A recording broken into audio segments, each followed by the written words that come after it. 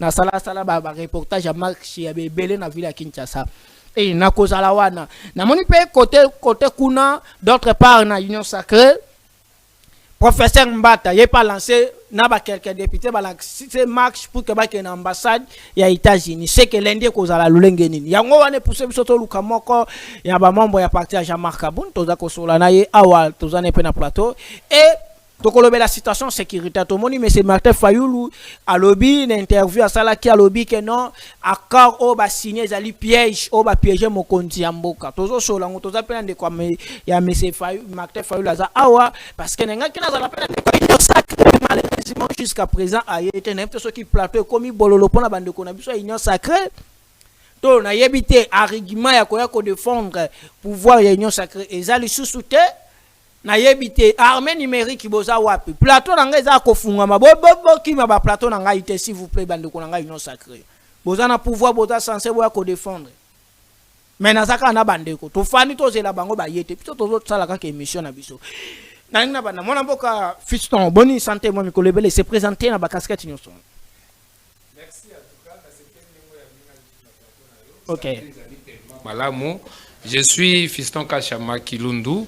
Nazali moko na bakambi à parti Alliance pour le changement.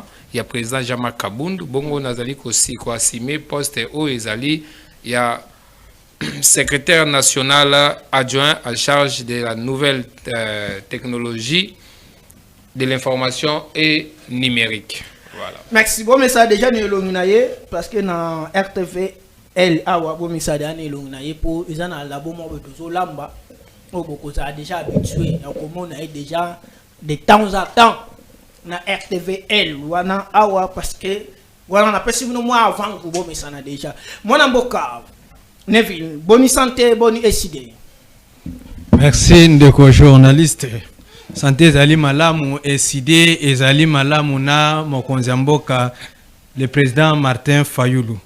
Na remercie yo na ndenge o invité nga na plateau na yo poto solo la makambo mboka parce que rien que le pays oyo biso toko vivre o biso toko mona ce qui se passe surtout mingi na Congo na ko saluer un grand pédiatre Achille Maestro ye azali mwana kikwiti aza solution ya bana mike o ba ko bela mingi avec infirmier Théo Kimbakana Makali. Je pense que débat nabiso ekozala pédagogique parti politique nangai nako saliango. Je sais que na ba téléspectateurs o ezali émission nabiso toyaka awa ko se présenter lisusu ngande Neville na uti boye. Je pense que ezali importante. Max Tondo Mingi honorable Diabanta mwana nene élu ya Matete asala ki mwa discours moké ya ko mobiliser ba jeune union sur République démocratique du Congo. Il fallait ba tellement parce que na moment où tous allez agresser les alliés vraiment important oyo bisika honorable élu ya Matete Diabanta abengi tous les Congolais surtout ba jeune union ba se mobiliser ba simama na maboko ba la distraité pona dossier na situation sécuritaire oyo boyebi kana azalaka toujours na côté la population azalaka mwana Matete karaté azali député mouvement provincial mais abundaka pona intérêt communautaire c'est-à-dire les seuls députés azobunda pona intérêt communautaire c'est honorable élu ya Matete Diabanta mwana nene mwana mboka ba vidéo ça déjà mwana mboka to sola marche le 15 na kende tout droit au but d'abord besoin autorisation en ville à Kinshasa. Beaucoup de villes à Kinshasa à répondre bino, à rassurer bino qui a costume dans la police va sécuriser bino ou bien beaucoup ça la caca on a forcing parce que bon le bac qui n'a mal na kaluka besoin qui peut autorisation de bino mais quand a forcing et que ça la malolenge nini aux 5 minutes. Bon pour la question là je crois que n'a ko répondre on a double casquette. D'abord on a ko répondre on a casquette il y a moto à Ebi Mibeko pour sali droit parce que je suis aussi enseignant en corps juridique. Alors eza na régime oyo tozali nango ezali régime ya information eza régime ya autorisation te. OK. Na régime oyo toza nango ya ba marche, c'est-à-dire quand vous avez une activité quelconque vous devez informer à l'autorité publique. C'est à l'autorité publique de voir de faire l'étude sur l'itinérance, vous voyez les parcours, votre parcours vous allez marcher et prendre aussi des précautions pour vous accompagner. C'est comme ça. Donc, question à yo ya koloba bozui autorisation te aussi to komela ki déjà hôtel de ville. À répondre. Basi ba signé accusé ya réception, c'est-à-dire nyo surtout ekoti hôtel de ville. Mais il y a les hôtels de ville tant beaucoup commis régime information. Régime information ils ont la réponse te quelconque. Mais il y a quoi Sabino que non est à disposer à non, le gouverneur de la ville est censé d'organiser une réunion. En cas de quoi, d'organiser une réunion, na batu oyo ba saisir pour babi mananzira. Pour na kota la nenge ni kotambola ba réunion jusque là et salamina noté. Mais kalamini te awa réunion ko salama pour mikolezalina. Mikolezalina nous avons. Mikolezalina nous samedi même dimanche réunion ko salama. Parce que appel wana ezali appel oyo ezaka kapona ba opposante. Eza appel oyo le président Jean-Marc Kabundu lokola azali moko ya bakambia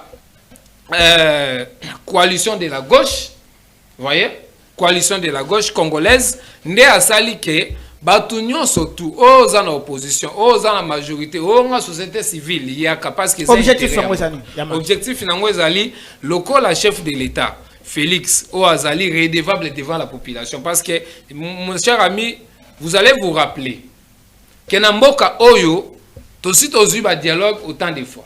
Tosi tozui dialogue o ezalaki ya Mouzé na Mobutu na bato ya Emera. Sor nango boyebaki. Mobutu lelo akendaki ye moko. Tinenga akendaki akufaki mutu accompagnaki azate. Bato tu bazalaki na ba movanse nyonso tu bangwana bayaki bakomaki sima ya Kabila jalelo. Toyoko zwa dialogue o esalaki mwana mboka Joseph Kabila na baike oyo Bemba Bazaria Suruberwa uzui bango bazaidi ngoma na bitumba ya este kisangani este tout ça to sangisa ki mwana mboka Kabila azwaki initiative wana ya kusangana autour d'une table pour na trouver solution et trouver pour na retrouver solution na yango après ba trouvaki solution ndo monaki na mikolelekaki mwana mboka Bemba komaki vice-président ba onyoso akomaki to donc to bengaki yango moma ya 1+4 nde yango lelo oyo lokola tozali na président Félix Tshilombo azawana et que aza redevable liboso ya bana mboka parce que pouvoir na ye après 5 ans il faut faire sa biso bilan nini oyo ya sali soka indi lelo yako kende akokima biso nde tokotika la long tolingi to koma esclave ya ba Rwandais o bazoya na agression pour na biso raison pour laquelle mwana mboka honorable Jean-Marc Kabundu atelemi abengi ba congolais nyonso tobima le 15 décembre biso nyonso tout na nzela tolakisa na communauté internationale tolakisa na monsieur Félix lokola yoko kite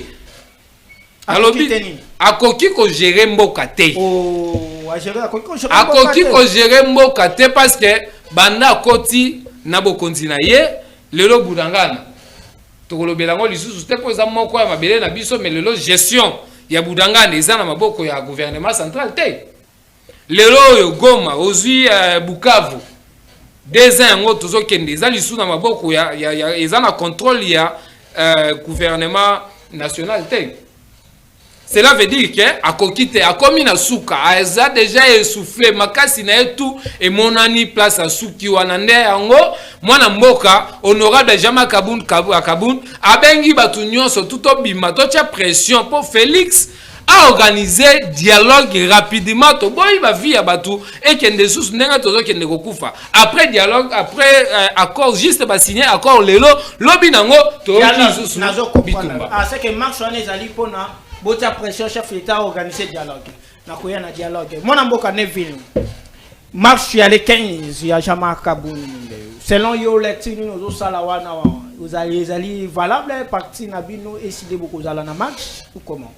Merci ndeko na ngai marche ezali marche pacifique ezali droit selon constitution soki ngamu ya gauche basepelite na eloko oyo bate ya pouvoir bakosala baza na droit ya ko réclamer que bango bayoka ba proposer pe à travers marche ezali mabete biso pe ko participer na marche na bango soki ezali pona intérêt ya peuple ezali mabete intérêt ya peuple ezali pe ezonga na Congo parce que boko mona biso nyonso to ko senga dialogue soki bango bazosa la marche pour na dialogue et que kimia ezonga na est lipa ekita bato ba se retrouver congolais se sentir très à l'aise na mboka nae ezali mabete pour biso to dialogue bozo senga pour réfléchir na mécanisme nini ko sala soki to dialoguer tant dialogue et sala moko jamoka convoquer dialogue c'est que dialogue n'est que ça là que troupes armées rwandaises au bazana sol congolaise bakite mbamo Congo baki ndeko nangai na lingi na zonga mwasi mesika ndeko ya Jean-Marc Kabunda lobby à l'issue ya dialogue nde ba résolution ezwamaka à l'issue ya dialogue nde paix ezongaka à l'issue ya dialogue nde ba bongisaka système politique ya mboka toko benga constitution système politique mboka bonga na dialogue mais à l'issue ya dialogue parce que toko mona que constitution na biso ba animateur bazali forte to mona ke ba animateur ba ko yiba car constitution lo biso ko yibi fallait ba kangayo to mona ke non pouvoir en place ba ko samsa bato bien te na justice o bango ba ko kamba car la justice doit être indépendante to mona composition ya CENI to mona composition ya cour constitutionnelle to mona même la majorité ya bato bazana pouvoir ba ministre ba député soko tali ndeko na ngai même na kati ya armée tangela ngai 4 généraux ya Grabandou o baza en fonction influent na Congo oyo tangela nga 5 généraux ya Congo central tangela nga 6 généraux ya Équateur tangela nga ta 10 généraux ya Est mais to komona Félix Tshisekedi asangisi batu oyo ya côté na ye atie bango ba général apesi bango ba pété croyant que ba ko défendre ye ba ko protéger mais kaska bango wana nde ba trahir ne konanga yo tuninga mutuna malamu que pourquoi vous demandez le dialogue ce qui pouvoir ezalaki légitime ce qui pouvoir ezalaki fort ce qui pouvoir ba yeba ki ko maîtriser gestion na bango biso tokoka ko senga dialogue te ndeko na ngai pouvoir gestion te mais gestion ba ko kokate c'est ça écoute réserve d'échange na Congo commission réserve d'échange na Congo tango lobby réserve écoute qui maternité on fait tango lobby d'enseignement attention je suis corps médical tango lobby réserve d'échange kita na terrain kendo ko soma lipa o comprendre niveau ya réserve d'échange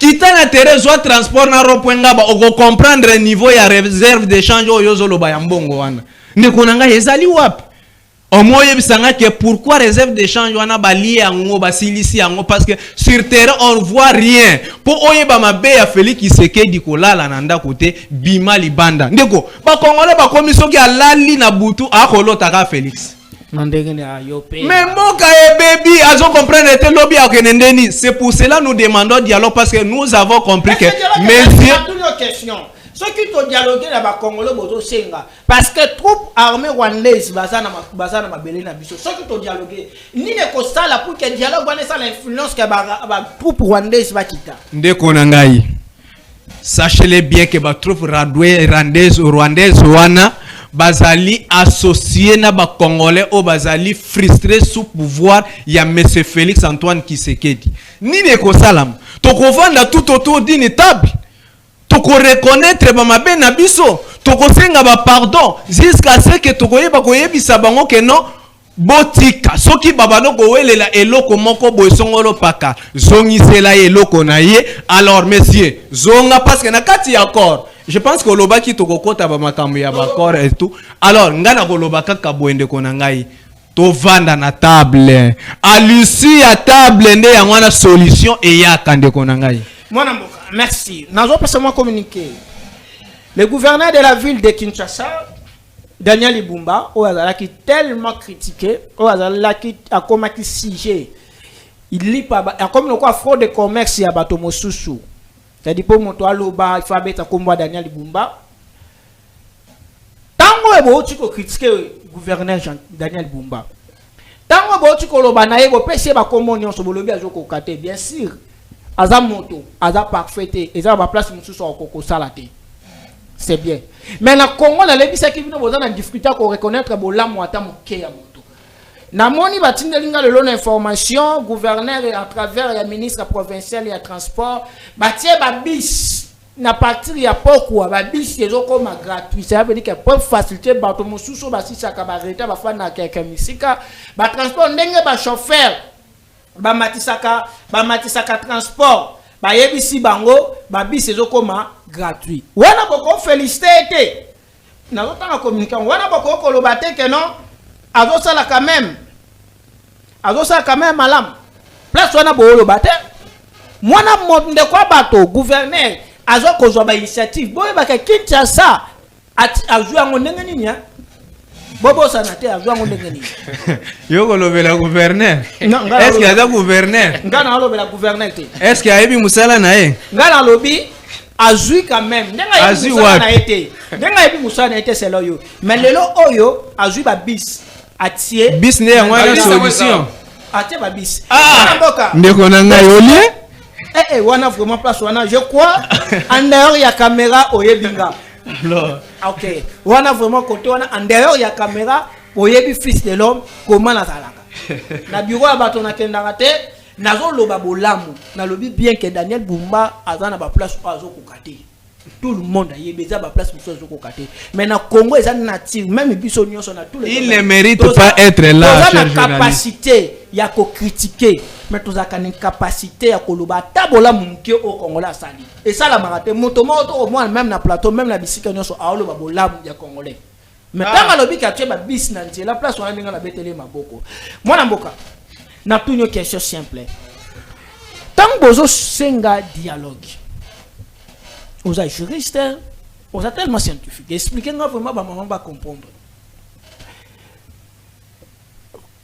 M23 troupe rwandaise basé na sol congolaise na biso wana ba communauté internationale mo ba yebi yango ke ba gu aba soda ya Rwanda basé na sol ya na Congo bazali parce que dialogue bozo senga ngaya kasheke bozo senga dialogue merci na bozo senga dialogue bo tambola pour que Félix asala dialogue na Rwanda pour que Rwanda misa armée na ye mais bozo senga dialogue ya bino ba congolais Kabila asala nanga asala soki bango ba fandi na kati ya dialogue eloko nini ko sala armée congolaise babima na sol Congo babima na sol Congo armée rwandaise babima na troupe na sol congolaise.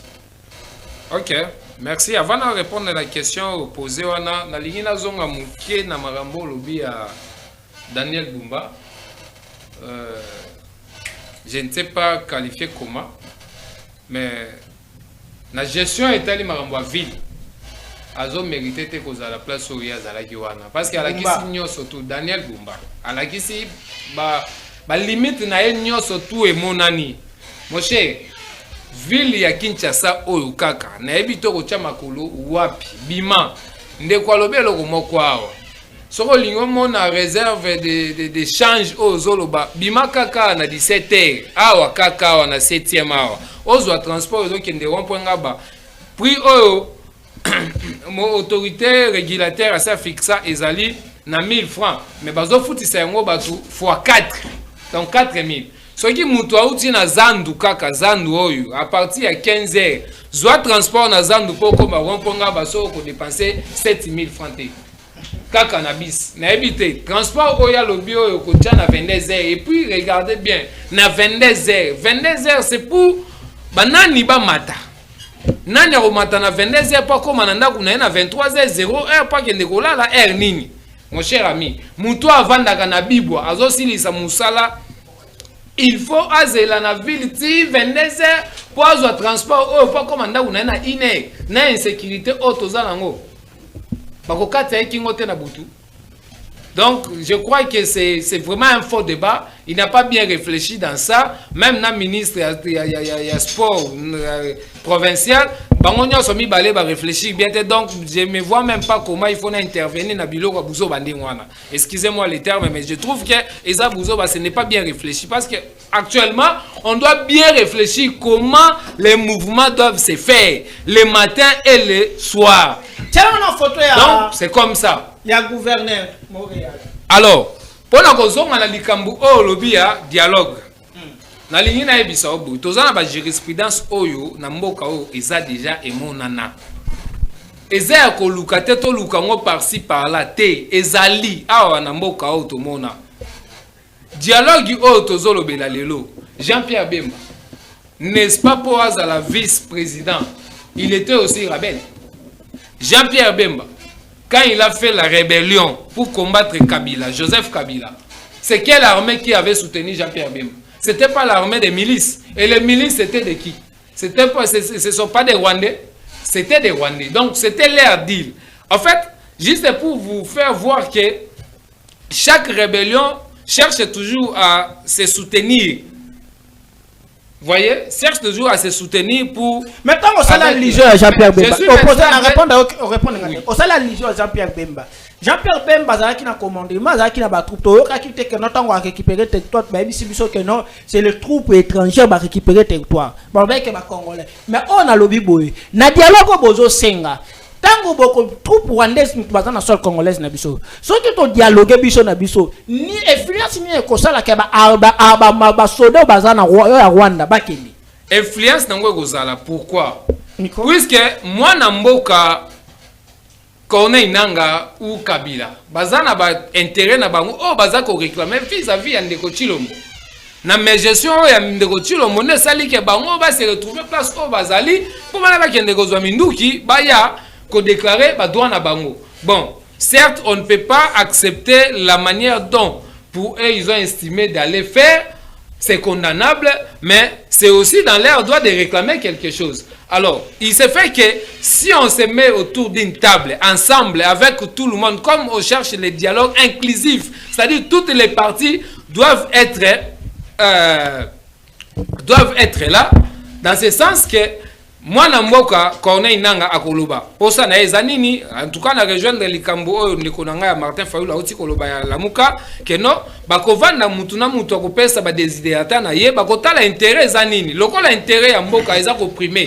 Donc on finit par trouver un consensus et dans ce consensus là n'est que ça là que ba troupe rwandaise au baza bayaki ko soutenir bango bazonga malembe et pas na bango. C'est comme ça que bana mboka ba ko se retrouver na Goma ba ko sepela parce que tozonga na ba fête yebisanga batoto ke na neto ke na ba fête kuna nyonso na Goma na Est Bukavu ni tout ça ba ko vivre ndenge ni est-ce que ba ko fêter le la histoire na za pena de quoi union sacrée ba bien sûr ba comme na retard ba zami balé ba comme na retard mais nzamba suni ba ye ata moi parole ya liboso na nous na parole Kole ilunga uzokota mbala moko na nchi marche ya Jean-Marc Kabund nazana ndeko ya SID Neville et nazana moko ya ba cadre ya parti ya Jean-Marc Kabund.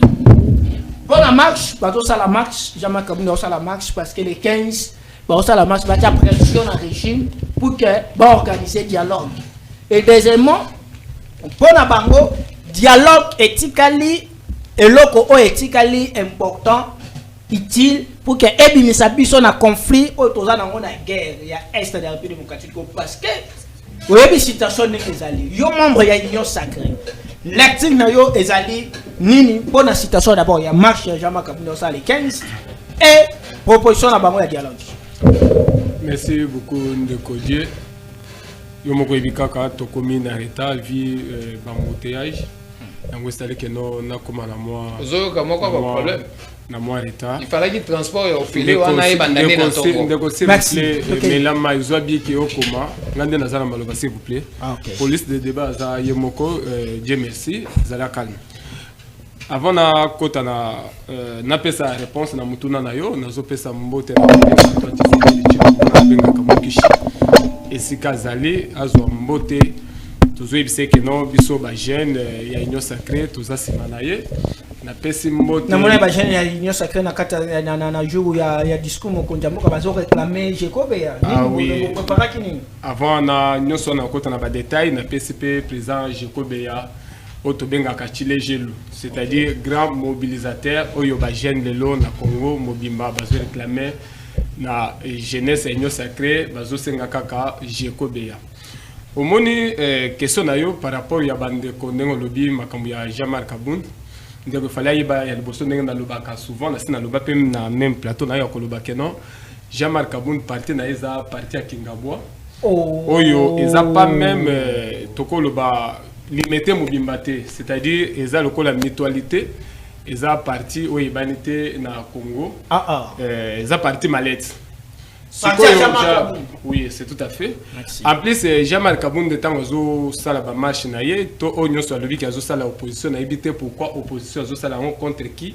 En plus ki azo sala ngo pona nini, metangis ki azala na kati ya IDPS, ye wana azalaka premier président ya premier vice-président na kati assemblée, wana amonaki te pona kosala opposition azoki na kinga kati ya Matiba cheval wana zalaki bien moya sala sous opposition zalaki te mais tant balongole na poste de mona mai Jean-Marc Kabound alobi que non azo sala opposition chose grave alobi que non les 15 ndenge azo loba que non les 15 il fallait asala machine ndenge azo loba nazo informer ba kino ba congolais nyonso mwana mboka Kaska Songo Gigal a organisé marche les 15 marche wana tina nango Kaska Songo pas Gigal a organisé marche les 15 nazo biso que non biso to koya mobundo ndenge to lobaka que non makambo etali moni ndenge bazo banga makambo etali mobilisation boko pakata mbangu ba jeune baza sima ya union sacrée baza sima mokonza mboka c'est-à-dire bango opposition to benga opposition ya pété baza la bato sima na bango te les 15 mwana mboka Kaska Songo Gigal a osala marche na ye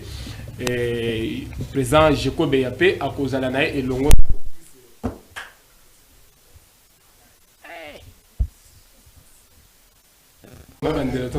merci beaucoup Tokei aux en parole tous en direct Olympus Tokei ah oui sikoyo Kaska Songo Gigal ndena uti koloba a organisé marche au biso nyonso kokese ya jeunesse ya union sacrée na mwana mboka Jacob ya tokozala tokobanda marche na biso kobanda na échangeur tokena mpona kochite na palais du peuple mpona koinformer non tina ya marche eza nini marche tosala eza mpona koboya dialogue ya ba opportuniste pourquoi dialogue olobi marche wana bino bodo sala mpona koboya dialogue ya ba mais Jean-Marc Kabound sala marche mpona kosenga dialogue oyo ba kuya onga na bengaka to ya ba dialelo c'est-à-dire ba oluka dialogue yana mpona kokabola ba poste eza mpona intérêt ya peuple te yango zela nande ko dire merci il fallait pesa biso moins minute pour éviter non tokoti moins retard yango Kaska Songo Gigal alobi que non to sala marche wana mpona ko soutenir ba institution ko bandana mokonzi mboka ko soutenir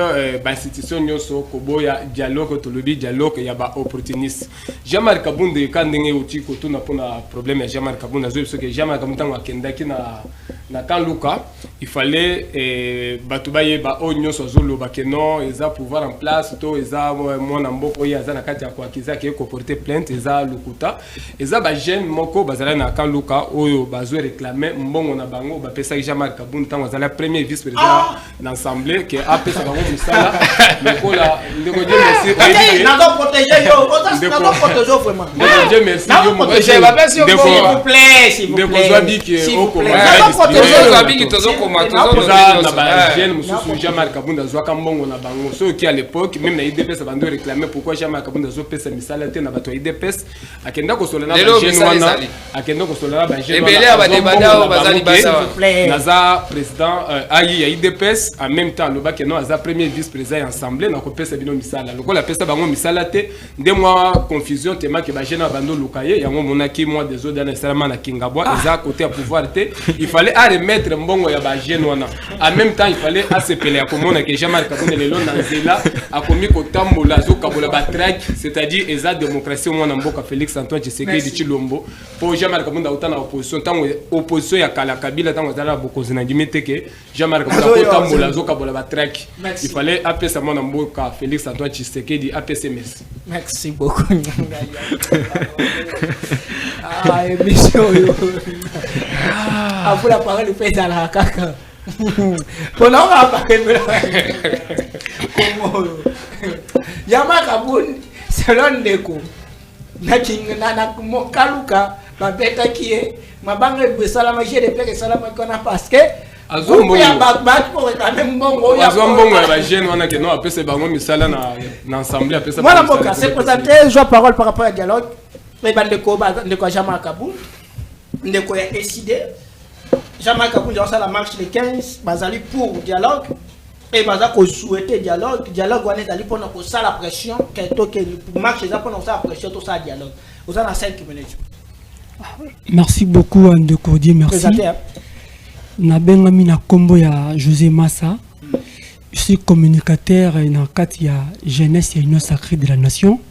Oeza bateau Ozo Tambusa RDC actuellement. Moto morote to vandi awa akoki ko boyango po eza ndengoana. Parce qu'on ne peut pas discuter avec le temps est le maître absolu des hommes. Alors, Bisso Toye, dans la région de Rabino un peu en retard, via Banzila, Né Makambuza, et peut-être qu'il m'a contre-temps. Sans plus tarder, j'ai salué d'abord le coordinateur national de la jeunesse de l'Union sacrée, Jeko Beya Chilinge. Je salue le japonais, mon vice-président, Oyo, bazo mûrir la stratégie pour que la jeunesse soit vraiment éclairée par rapport à la situation au Moka et Zako traversée. Alors, na motuna na yo o tuni relatif na dialogue na marche o ndeko Kabunt azako sala. Bon, naïbité, il se pose un petit souci. Pas les Congolais, et ça que Congolais, ils ont la maîtrise, il y a histoire. Congolais, ils ont moutou, oyo, bazo kosaye, le col la noyo linko koselaï. Bazo kosaye, le col lingo linko koselaï. C'est-à-dire, au lalo la mouki, au créé le romoroboué, au bêti Congolais, et koti. 2 jours après, au longo le romoroboué, et koti. Kabunt, quand le père Azalaki vivant, vous vous rappelez, on a toujours dans le barango le courage, il y a Kabunt, et ça là au mot positif. Mais sauf que identité politique naïe à ce qui est en jeu, à se parvenir à cause ça va congolais, au Tozali, à cause ça monde entier, que yé Azamutuya Katanga. On dit que le père Azaki na conviction mingi pour na Kabunt.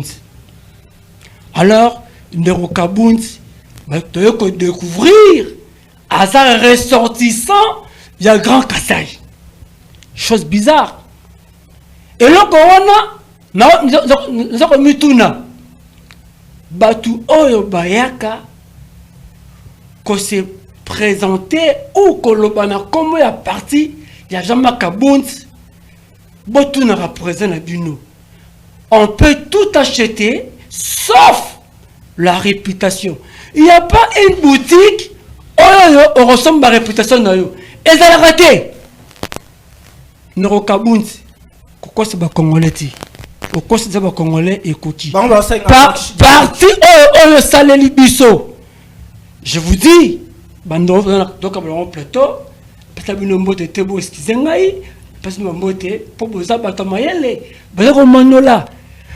est-ce que pas si Ezali, lorsqu'on parle d'un parti politique, il y a des caractéristiques pour que parti est la partie.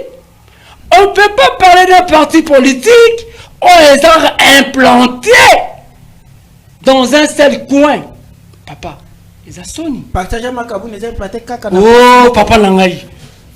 Hein, Kaboun. Je vous dis,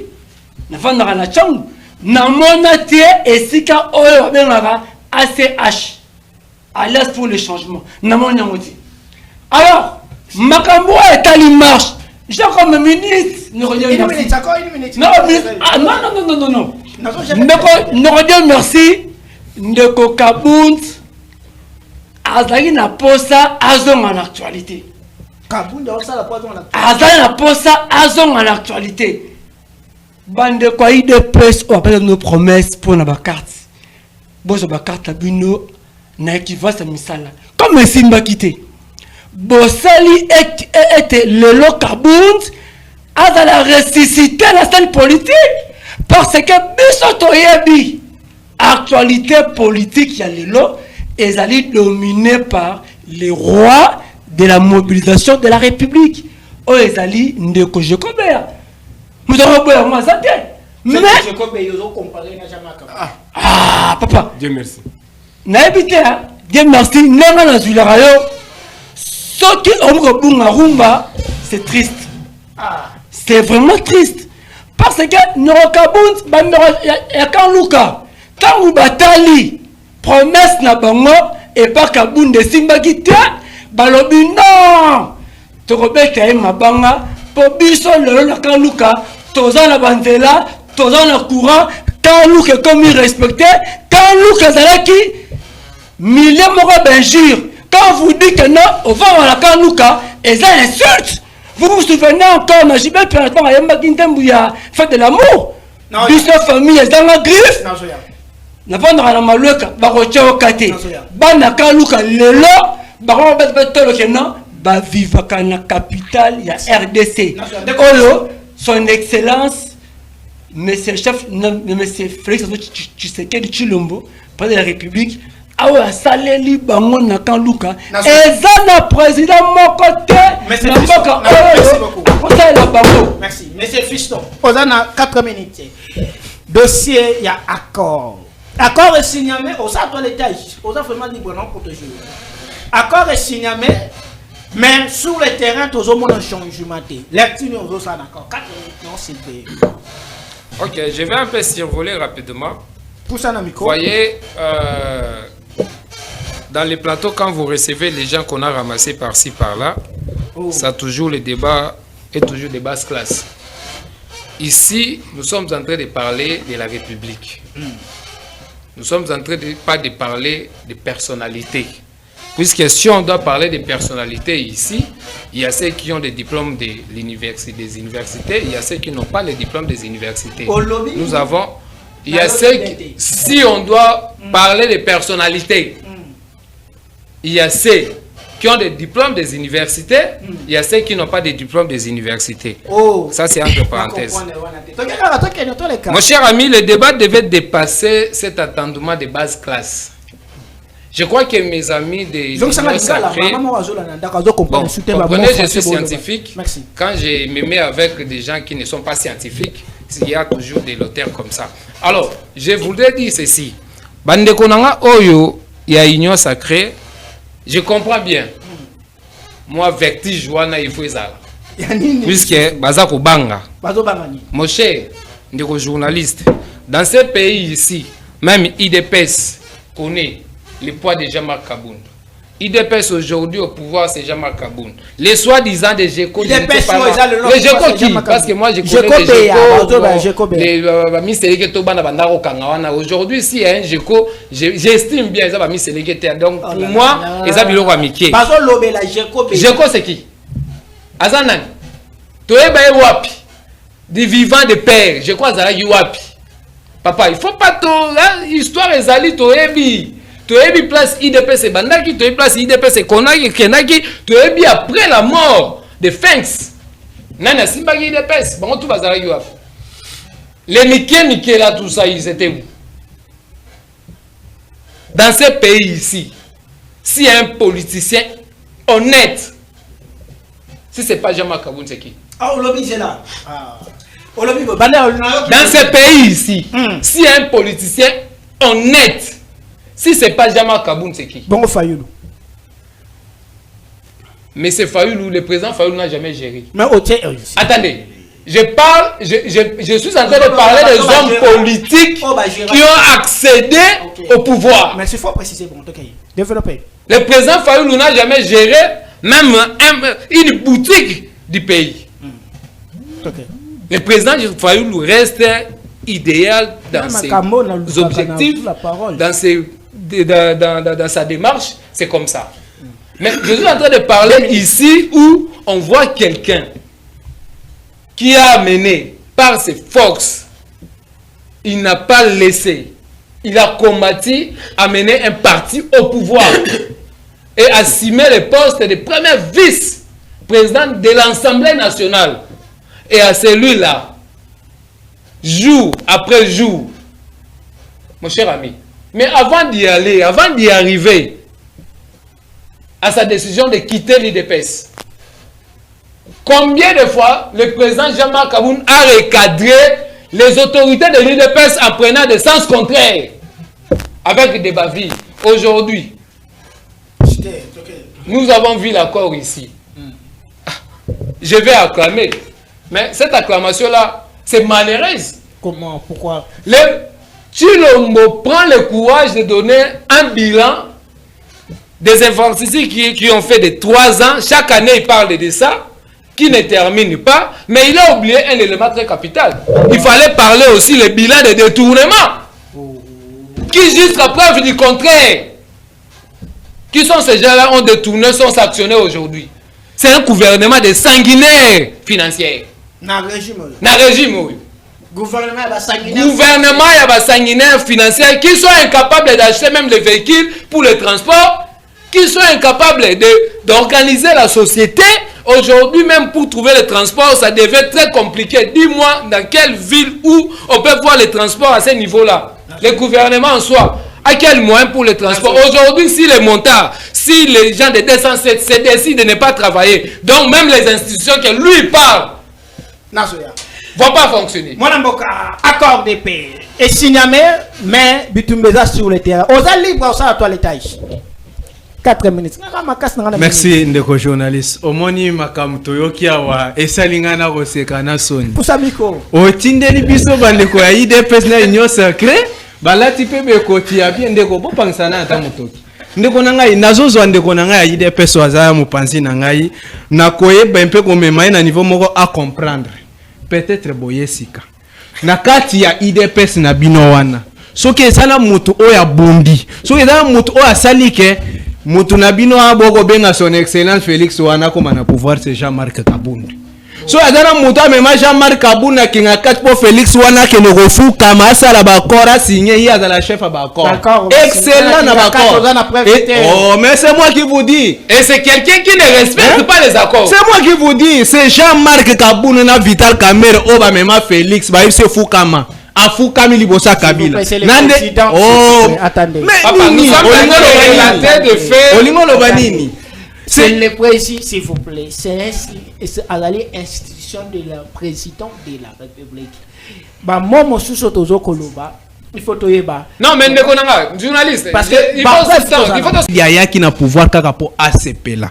Alors ndekonanga ibazale mpe na respect tant bazoko loba makama Jean-Marc Kabundi. Sinon a ko publier lisuba makamu susu eza ko batam. So okebita ko tape même makama ba chéri. Alors ndekonanga makami accord ezali boye. S'il vous plaît, s'il vous plaît. Ce sont des hommes politiques. C'est l'émission Nayebi. La conteste ni a vous la parole les gens. Quand on boye na plateau y a vous la parole. Nganu na téléphone, ngam na yebi niveau nini ya bateau ba Hollanda peut même de non sur la téléphone. Ba makamo parce que montonio soit dans la vie privée na. Non permettre que vie privée ya ba autorité peut se poser na plateau. Mais c'est la jouissance. Jouissance c'est pas des problèmes mais pas makamso sur ngolo ba wana. Des faits, des ambiances, des hôtels, des boîtes, ce sont des jouissances. Et la vie privée ya ba konti, ya ba politicien. Non, on ngate to. Mais na mbongo ya nani? Merci. OK. Alors, makamu ya accord ndeko na ngai. Nous on a vu monsieur Félix Tshisekedi, il nous a tourné le dos. Alobi na Congo oyo ngana ko diriger crise ezali te biso to il y a une crise. Tout ça qui va crise na ba niveau nyonso, crise sanitaire, crise économique, crise sécuritaire, il y a lobby non, il y a pas crise. Tout le monde qui bande ko ya IDPS, bande ko ya pouvoir, koloba non Fayulu ko luka musala, akena frapper, pointe ba solo la na Félix a déposer CV na ye pour apesa ye musala. Tout c'est kotambola tambola na ko sala 1000 livres ya ba promesse. Et ça échec. Diplomatie à kotambola ezali échec au contraire biso to souhaitaki akenata na ba russe yé a placé confiance ko kenena États-Unis d'Amérique ndeko na ngai dans Donald Trump c'est une affaire ndeko na ngai jeune homme wana ya président ya Amérique wana ayaka pona ba cop na ye oh mais ça mutu hormis ko continuer mais ça mutu aza une affaire aza homme d'affaires koya ko luka ke no acha pe na RDC ekosimba te yende ako fournir Rwanda ba armement ya makasi ya wana Rwanda eko pesa ba rebelle wana ba arme wana ndeko na ngai sous accord Uvira lelo ezali wapi est-ce que yo si déjà yoki ata licence moke beti na Uvira na ngam ya ba soda ya biso c'est par là que je te dis que ba soda baza déjà politisé baza pe frustré mbongo ezali te bana na bango bako souffrir basi na bango bako souffrir comment expliquer soda na front akende ko bunda au contraire ba soda na biso ba bunda sute et comment wazalendo ndeko na ngai kotala colonel moko alobi Uvira ne tombera jamais so na dana numéro na lelo na lelo bengaye Uvira aujourd'hui est où? Merci. Tant qu'on a bata pouvoir, Uvira kwei, Bunagana kwei, Bukavu kwei bango, Fati Beto, Mungwanto moto, Ngeleka, Elaxini ninde konanga. C'est la République qui souffre, c'est la République qui est malade. Merci beaucoup. Accord signamé. Mais sur le terrain, changement toujours battu tout ça la matinée. Dans l'année Donald Trump, na tuti na ye à lobby, à CDC bitumba na RDC. L'actini nous doit ça sur ça toi l'état nous a 4 minutes. Ah oui, ndeko Dieu merci nous osenga na bandeko oyo baza wa soi-disant ya opposition oto bengaka opposition ya pété bazo babiki bakoma tant opposition eza ya pété pouvoir eza ya makasi tango ya ngone béton tango bango bando loba biso tango opposition eza ya pété élastique de pouvoir tango bango bando loba biso to lobaki te tozalaki calme total to landa bango. Il faut à vous la parole, les Olandama partout, batu bavanda bandaku, ba responsable bavandi bazolanda à vous la parole. Bazwa awa lokola soyi tozana ba parti malete na bango na tosala ceux qui discours nini awa tozana plateau ya munene émission oyo batu ebele bavandi bazolanda. Ndeko alobi kuna par rapport ya koloba keno makambu ya diplôme, il fallait ayebananu Jean-Marc Kabound c'est l'UDPS ne moto tangisier ko azwa diplôme na azwa ki na bagera ba ndeko bozala c'est ça qui ne réfléchissent pas comme ça. Jean-Marc Kabound abima premier vice-président comme ça là comme ça là Jean-Marc Kabound ngani mtu nazana maloba ndeko zala calme. Jean-Marc Kabound abimi premier vice-président assemblée si je me trompe pas azala D6. C'est Jean-Marc Kabound atanga azamuto atangate mais au contraire IDPS par rapport à bango ya bakarte oyo lelo na IDPS bazo réclamer yango Jean-Marc Kabound atangaki na ngozana kati ya kotanga ti. Mais là tout na question c'est là. Abima député ndengeni akoma pe place ndengeni que dit la constitution la CENI avait instauré que dit la constitution voyez que tu amènes des gens qui ne maîtrisent rien comme ça les gens de l'IDPS sont le ramasse ils sont venus de l'IDPS comme ça avec des chapeaux comme ça. Est-ce que quelqu'un peut postuler à la D6? Que dit la constitution? Ah non, c'est pas donc ils ont violé la constitution à l'IDPS. S'il vous plaît, c'est ça. Lunga. Quelqu'un peut postuler. Aïe aïe aïe. Jean-Marc Kabound a place de ça qui mais toi la constitution na biso. Na année au Jean-Marc Kabound a postulé qui et puis ça qui va critère. Oui. Et le bac qui a pour monter à postuler voir dans le niveau de type. Oui. Deuxièmement, D6 gradé. Est-ce qu'il y a été s'il vous plaît. Ngai na bino na fandi boy na otanga. Na zongeli classe na otanga. Félicitations mon cher. Ce qui monte à moni ngai nde na zongeli classe na otanga. C'est que pas yo yebisanga que non na diplômé. Alors que tu as déjà notre diplôme parce que n'a pas la diplôme. Ndeko alors le fait les camarades bon fait respect na bato bazolanda biso Jean-Marc Kabound non mais ndeko kozala agité ndeko kozala agité mais la mai zwabik comment Jean-Marc Kabound tango abimi premier vice-président to député national azala D6 Jean-Marc Kabound azana kati ya ko continuer kotanga tango ndeko alobi ke non régime oyo eza régime moko ya ba détournement to bandaka na moko Jean-Marc Kabound une année to 2 ans ndako to oyo bozu Jean-Marc Kabound il est le seul jusqu'à preuve du contraire depuis le Congo et Congo les seuls opposants qui n'ont même pas détourné 50 francs. Pourquoi dans le but Jean-Marc Kabound a voie politique par rapport à Ndeko Naye atteindre na plateau tout le monde a commencé à se comporter na plateau et ça logique té Ndeko zala discipline na kati plateau ba vendre belé bazolanda biso. Non mais il faut vendre merci tant le but makambo etali à le but pona Jekobeya Ndeko nanga Dieu merci Jekobeya to sali matinée politique le 22 à mois passé awa na liboso ya palais du peuple et ya stade des martyrs 15 000 personnes, je crois que Bengango matinée politique à l'objet wana za meeting té. C'est que meeting il fallait tout mettre dans la salle de martyrs. tozalaki le 5 na Tchango. C'est que jour wana kutu vendredi nazwe biso que non marche pour na soutien ya chef de l'État na koye biso na ebi combien de personnes ba jeunes oyo to tambolaki na bango le 5. Jekobeya le 8 na palais du peuple. Tozoyoka ba jeune na kati ya palais du peuple na ba député provinciaux baza ba jeune baza na kati ya ko réclamer Jekobeya. Mais tandis que leader na yo ya zoloba Jean-Marc Kabound onga na lobia keno akena kingabwa to azoba luka Jekobeya za na niveau wana te ya ko baluka kana ba parking ko kabola ba track pour la ko mobiliser pour la marche à les 15. Eza compliqué. Jekobeya c'était un grand leader oyo. Mais alobi si j'ai Jean-Marc Kabound akoki ko lobate ndeko perception minutes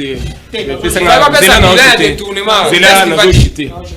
Tant alobi pona ndeko ya SID ya Martin Fayulu 30 secondes. kuna SID na kati ya SID parti oza o tokolo ba parti moko ya mwana mboka oya nini parti ADD Congo ya Prince Penge nde parti ona omona kuna wezo sala mo radio. C'est SID regardez les gens que vous amenez là dans le camion. Il est méprisable. La dimension des personnes que vous amenez. Il est maîtrisable. Kuna na SID parti tout le monde kuna ndenge na zolo bezaka ADD Congo. Il revient encore. Vous voyez, Il est maîtrisable. Martin Fayulu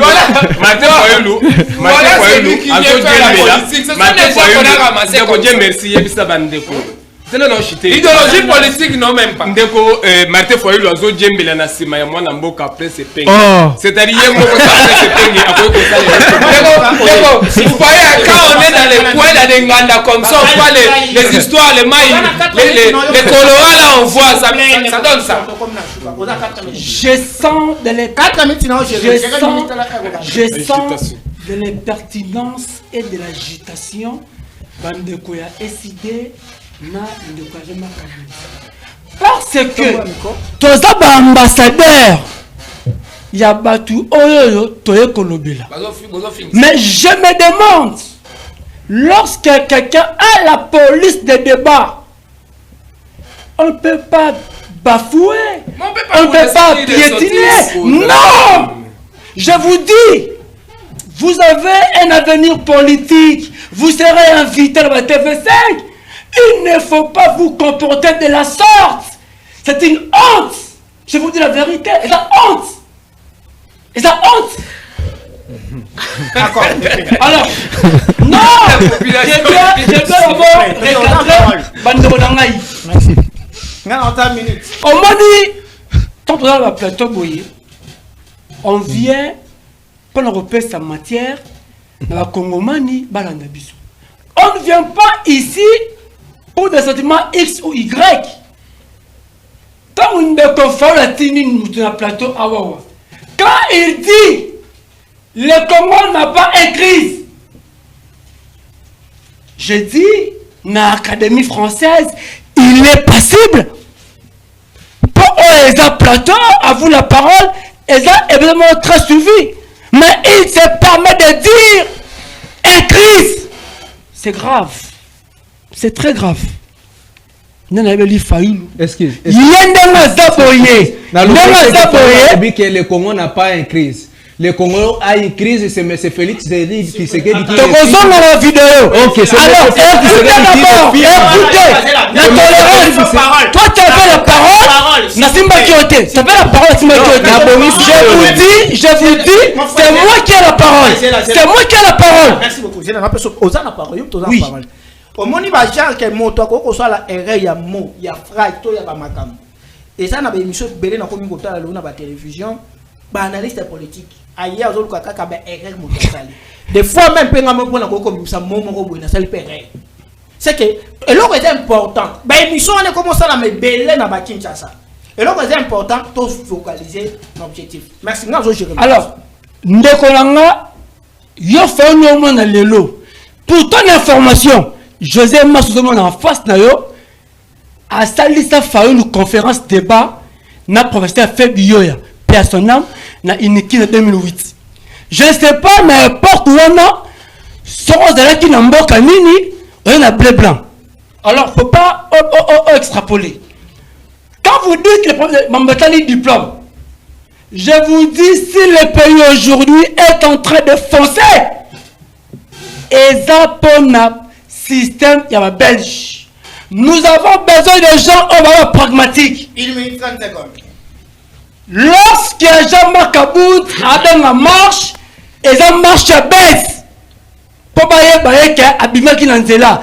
En réalité, elle est au Moroté. Bino Bozo critiquer accord.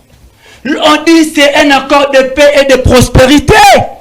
On dit pas c'est un accord de guerre. Mais Kagame y a mon corps de reconnaître que il y aura les hauts et les bas. D'accord, Wana. Kagame. Pour vous, ce n'est pas. Alors, dans la mise en pratique de l'accord, il y aura les hauts et les bas. Il y aura confusion. Écoutez, ça montre que vous n'avez pas une direction politique et des débats. Je vous dis la vérité. Tout ça, lorsque vous avez la parole, vous n'avez pas le droit de la parole. C'est pas normal. Bien, merci. Je vous dis non, non, ce n'est pas ça. C'est pas ça. La tolérance est le thermomètre des excellents. Si Kamutu Aloba Olaye, vous aurez le temps de contredire. Wana union sacrée. Alors, moi je vous dis, accord Wana et Besibino passe. Parce que vous avez toujours la jurisprudence. Il y a partage à gâteau. C'est ça mon Mamboka Oyo. Quand on parle de jurisprudence, Mambatali accord, dialogue, Mamboka Oyo, c'est le partage de gâteau. C'est là où vous êtes. Vous, de l'Est, je vous dis, Martin Fayoulou, il avait commis une erreur de calcul politique très grave. Merci beaucoup. En 2000, écoutez d'abord. Écoutez d'abord. Martin Fayoulou a accepté une élection sans retour naïe. Erreur politique grave. Merci beaucoup. Très très grave. Oh, histoire et retenir en haut. Je vous dis, non. C'est pas consulté. Non. Dieu merci. Dieu merci. Vous voyez quand vous amenez les gens conscients dans les moi je vous dis, quand il faut le Kabound, IDPS est ici. Kabound, je vous dis, je sais bien que c'est l'économie du temps. Kabound, IDPS est ici. Kabound, IDPS est façonné. C'est le premier malhonnête de la République. Dites 30 secondes. Il y a union sacrée. Il faut apprendre à beaucoup lire des livres. Quand vous parlez de l'incident Martin Fayoulou, il faut savoir de qui tu parles, qui est Fayoulou. Merci beaucoup. Quelle erreur il a fait. Mais c'est là, Nassir. 30 secondes. Moi de la fin de Kofiston. C'est bon. Moi de la fin, Nakoloba Boui. Nazana Biloko 4 20 secondes. Je parle d'abord aussi la mobilisation. Vous savez que c'est une première de voir une autorité de taille à la personne du président national Jean-Marc Kabound à Kabound puisse descendre sur le terrain. Il a besoin à Koutana Bandekonae Oyo à soutenir. Yango Salaki Yemoko Akita. Nazolo Bela Likambo ya accord de paix. Likambo ya accord de paix. Nazana la seconde. Nazana seconde. Accord de paix est déjà échec. Parce que nakati accord de paix tout le monde accord estimé lelo lobi nango ba village ekoyi yasuka nazolo de la jurisprudence yasuka nazolo de la jurisprudence nakati ya jurisprudence nakati ya pardon s'il vous plaît. Bon, pour na kochiter 30 secondes. Na 30 secondes de Pesinga na pesa mbote na chef d'état-major oyo zéro kuluna tobengi mwana mboka japonais Masengo waza pembeni ya Jekobeya waza nakati ya komobiliser pembeni ya Jekobeya na PSP mbote nanga na suka na président Osomba oyo coordonnateur ya district ya Lukunga sans Kobosana coordination mobilisation 30 secondes. Mais il avait déjà parlé. 30 secondes. Je vous dis, la une école de l'excellence. Mais ça me fait de la honte pour partager plateau de bataille. Je vous dis la vérité. Prochainement, sur le Bénissinga, déjà, je profite ici de vous inviter le lundi. Venez le lundi, le 15 décembre. Le président de Kabunda. Bien, merci. Je vous dis. Merci beaucoup. Je n'ai pas utilisé ça, s'il vous plaît. Je n'ai pas utilisé ça. Ma salle est montée. Vous êtes invité le 15 mars, le 15 décembre. Venez, on va marcher ensemble. Félix a démontré sa limite et il est vraiment incompétent pour la justice. Au Monique, bato bangisi na plateau. Vous n'avez pas un message à donner. Moi je vous dis, je peux parler avec vous. Débattre avec vous plus 21h. Justin. Et tu rendez-vous émission Zali chaque jour à partir de 13h juste et rediffusion à partir de 21h. Tu allez sur YouTube na biso à vous la parole TV au monde comme na betika à vous la parole TV au kolanda sous débat oyo to ba débat zebele. Yo person na poso participer à l'émission plateau za kaya ko funga bana même numéro ezawana obengi biso so poza na posa basa lo publicité ba taka logo na loko elongi na sima ba longo lika makambo ezawana eta pas de problème to zawana à vous la parole ezawana matono mingo za ke bele akotala mboya na biso na semaine to monani na 21h et lundi na même